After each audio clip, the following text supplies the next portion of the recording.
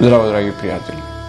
Добредојдовте на уште едно видео на каналот Татончо, кој што по долги одложување и најавување на социјалните мрежи знаете дека се однесува на Евангелието по Матеј.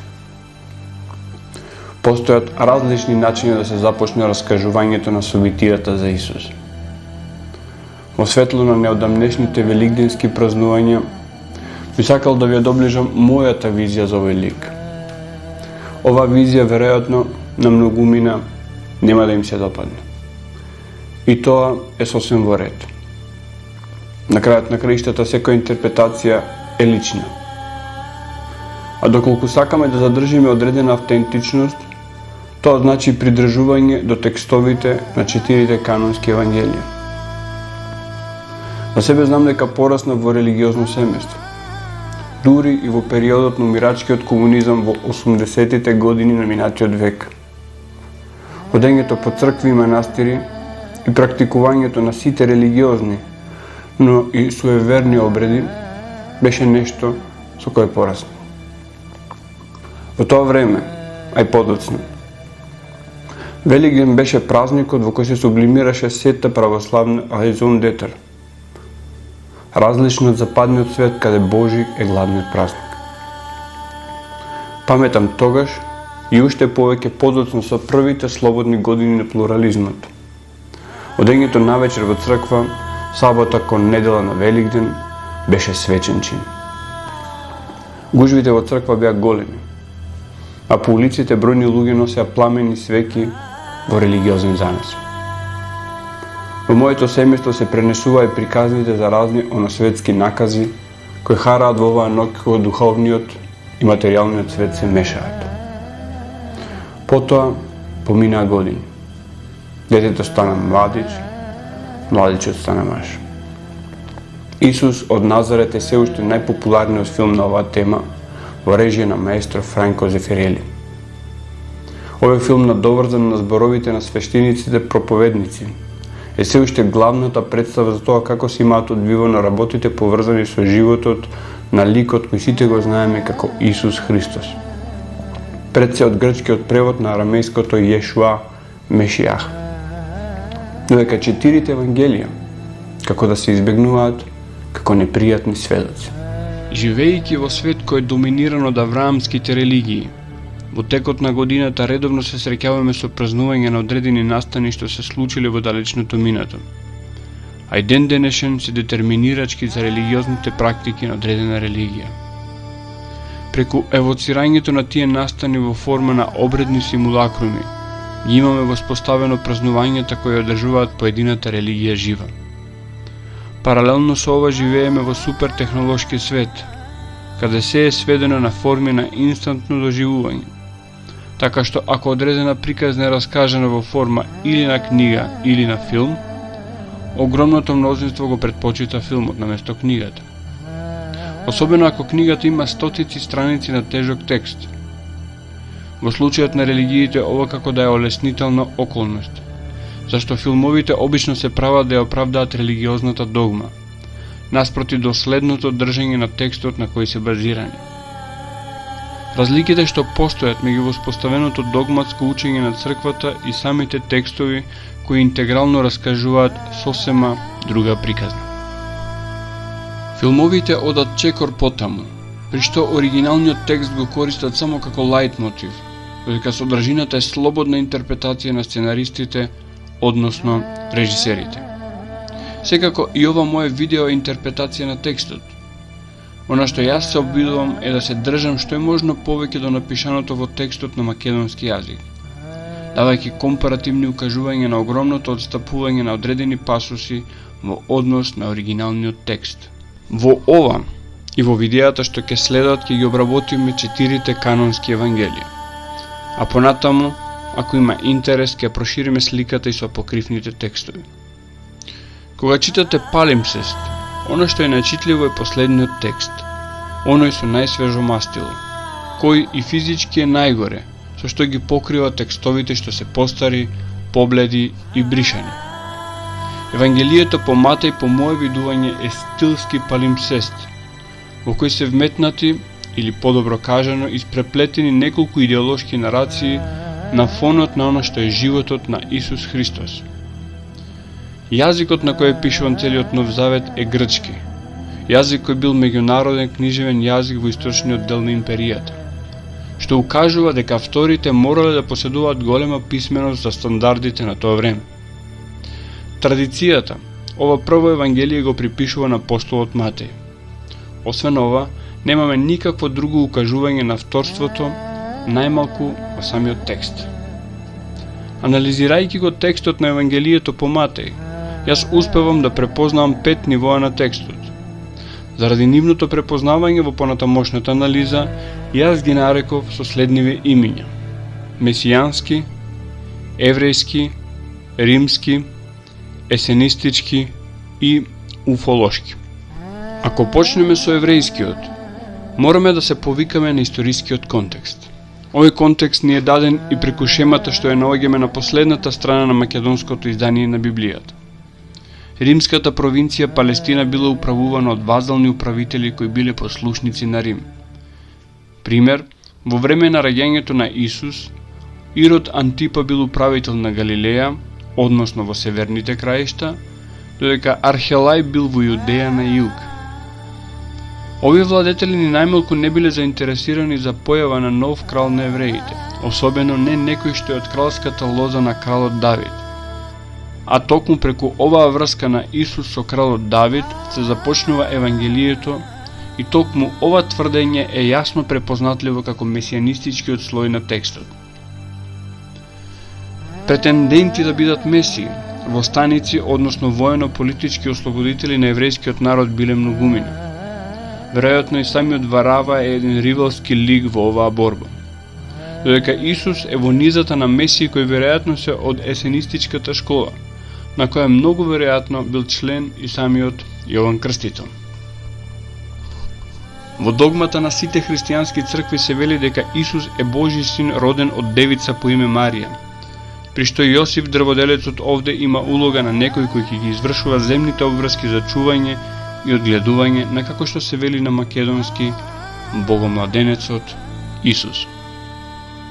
Родословот на Исус Христос со кој почнува ова евангелие е доказ за земната месијанска улога на Исус за обновување на еврејското кралство.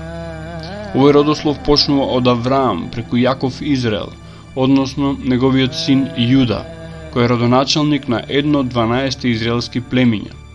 Племе од кое ги имаме и кралевите Давид и Соломон, па се до Јосиф дрводелецот, мажот на Марија, таткото на Исус. Овој родослов е важен заради кралското потекло на самиот Исус од лозата на Давид. Впрочем, и затоа подоцна Исус ќе биде ословен со сине Давидов, токму заради овој родослов.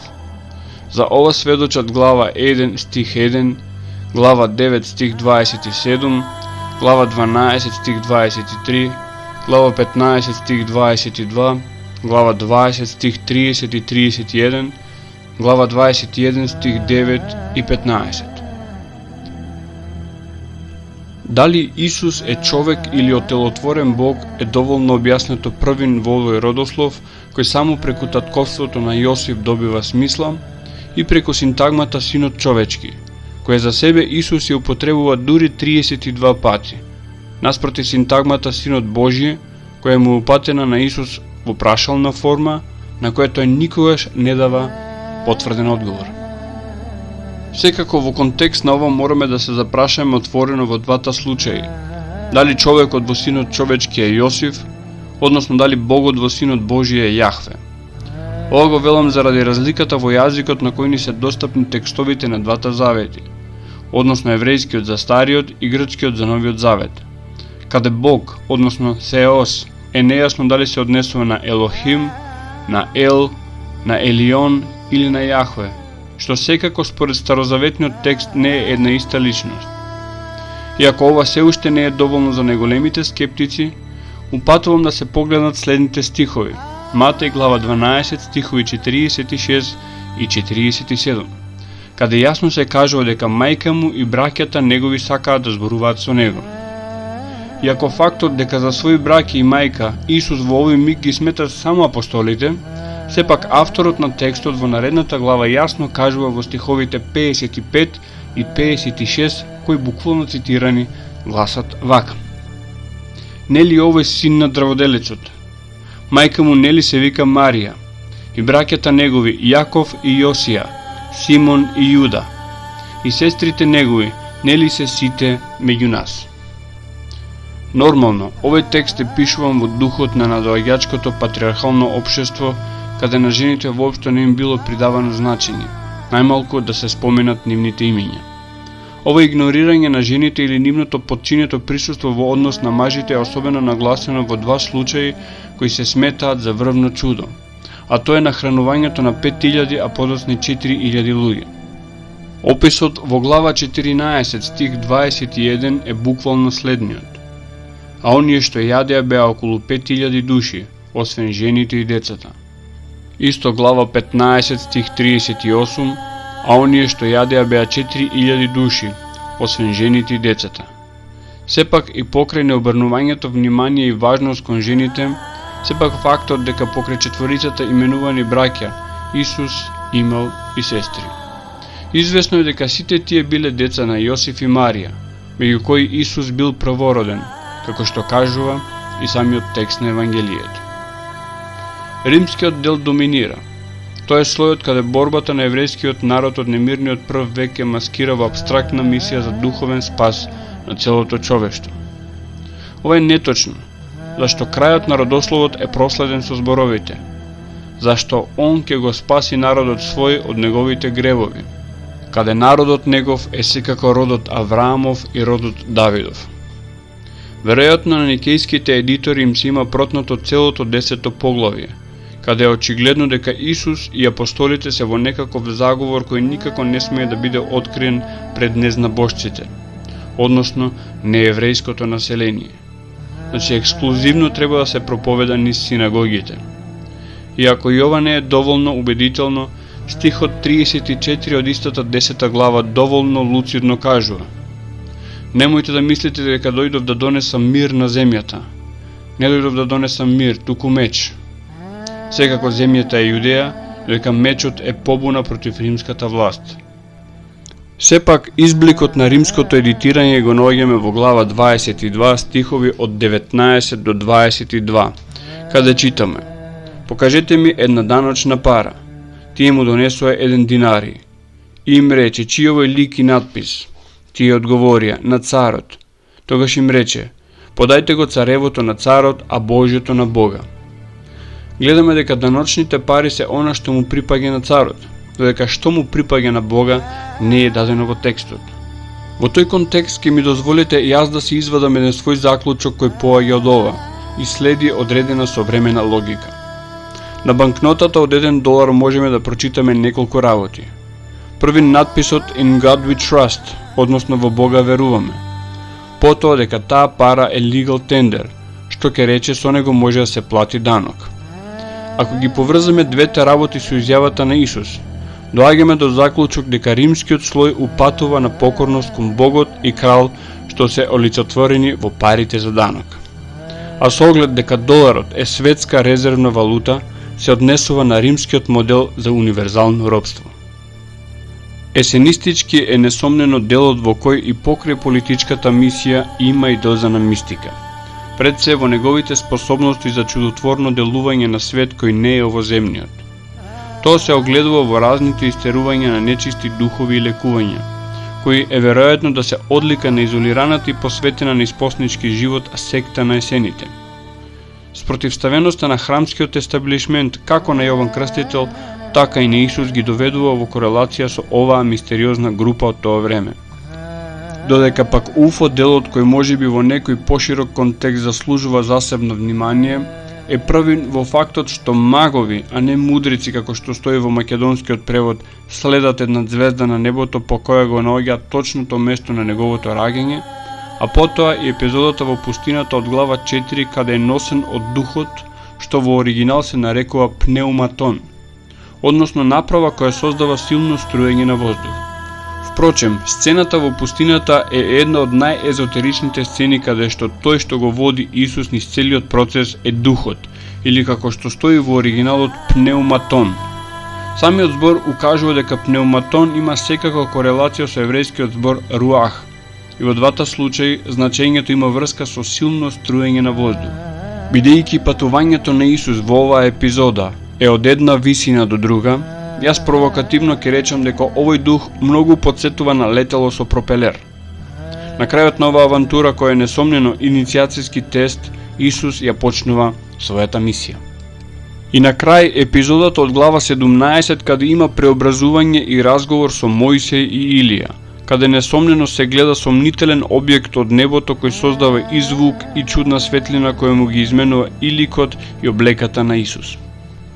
За мене лично, месијанскиот лик на Исус е најфасцинантен, затоа ќе се обидам да го извадам токму овој текст од стилскиот палимсест. Овој слој, освен што по моје скромно мислење најблизок до она што бил историскиот Исус, е и слојот кој е намерно покриван и маскиран од еврејската и римската варијанта. Еврејската опозиција, како што кажав, е во вазалските управители во храмскиот естаблишмент и разните религиозни фракции како фарисеи, садукеи и книжници, додека римската верзија почнува да поприма форма уште во првиот век по налог на Флавијанската династија, додека веројатно во времето на Константин била наизразена. Затоа христијанството денес е доминантно римска религиозна идеологија, во низината западно-латинска и источно-грчка варијанта. Варијанти кои имаат доведено до непрепознатливост основната еврејско-месијанистичка приказна. За ова тврдење ќе можете да го консултирате документарецот кој ќе стои во описот на ова видео под наслов Цезарскиот Месија. Ова евангелие дава многу малку историски контекст. Пред се во глава 2 каде се кажува дека Исус се раѓа во времето на цар Ирод и глава 27 каде се кажува дека Исус е изведен на распит пред управникот Понтиј Пилат. Морам да нагласам дека македонскиот превод го користи терминот цар како титула за Ирод, веројатно како јазична доследност кон оригиналот каде стои Басилеус. Но со оглед дека Јудеја во тоа време била римска провинција, Ирод можел да биде максимално вазален крал, како што е преведено во Библијата на крал Джеймс или во преводот на Епископската конференција на Италија, каде титулата е Кинг, односно Ре. Во целиот Нов Завет на Исус му е додаден епитетот Христос. Христос е грчки превод на еврејското Месија. Кај евреите фигурата на Месијата е ослободител во строго политичка и војничка смисла. Некој кој ќе седне на празниот престол на кралот Давид.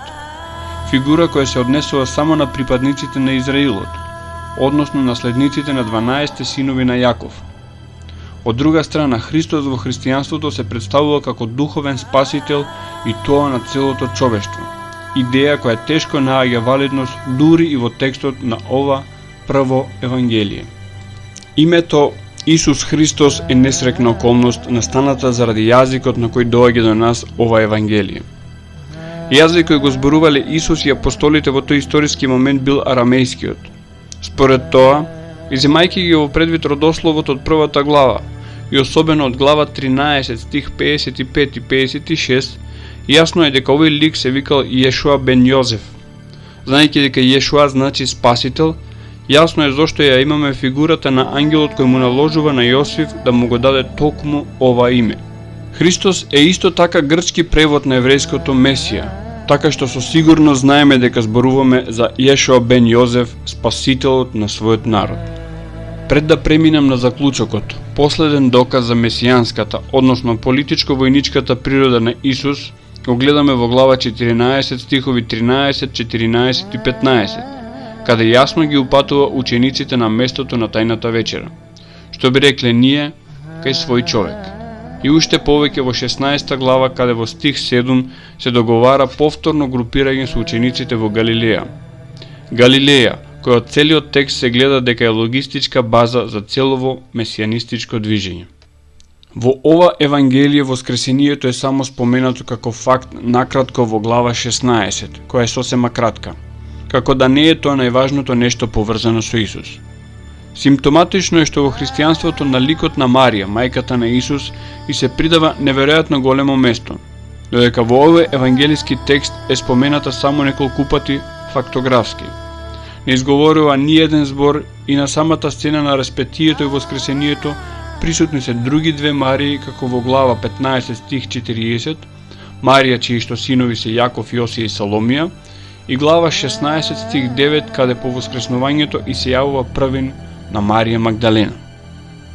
Читањето на овие текстови секогаш е голем предизвик. Предизвик кој бара поседување отворен и неоптоварен ум од догми. Покрај тоа потребно е имање увид во достапните оригинали, во достапните вонбиблиски текстови и секако историскиот контекст. Тоа не е секогаш лесно. Веројатно и затоа ова видео доцнеше. Доцнеше, а пред нас се уште 3 евангелија за анализирање. Јас сум Татунчо, драги пријатели. До наредното видео, кој нема нужно да биде на оваа тема, секој добро.